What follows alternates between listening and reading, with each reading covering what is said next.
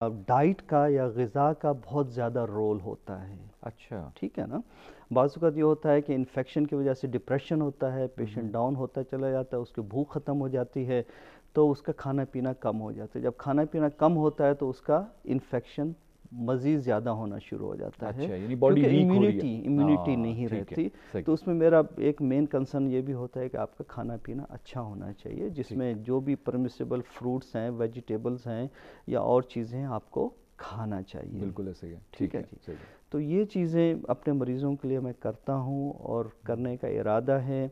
اور اس کے ساتھ ساتھ جو اس کا دوسرا پاؤں ہے جو ابھی جو زخمی نہیں ہوا, جی اس میں میرا فوکس بھی رہتا ہے کہ بھائی آپ دوسرے پاؤں کی بھی حفاظت کرو, ٹھیک ہے. اس کو بچاؤ, کیونکہ شوگر نے یہ نہیں کہا کہ میں نے آپ کے ایک پاؤں کو خراب کر دیا تو دوسرے پاؤں کو میں بخش دوں گی, ایسے ہی. کہ اس کا بچانا ضروری ہے. تو میرا پہلا فوکس یہی ہوتا ہے کہ آپ نے اس پاؤں کو دھونا ہے, خشک کرنا ہے, موئسچرائزر لگانا ہے, جرابیں پہنانی ہیں, اور اس بیچارے پاؤں کو جوتا پہنا کے رکھنا ہے, کیونکہ اب سارا بوجھ جسم کا جو بھی 70 80 90 100 کلو ہے اس جو پاؤں زخمی نہیں ہے اس پہ آیا ہوا ہے. ٹھیک ہے نا. وہ کسی وقت بھی زخمی ہو سکتا ہے, تو ہمیں بچنا ضروری ہے ان چیزوں سے.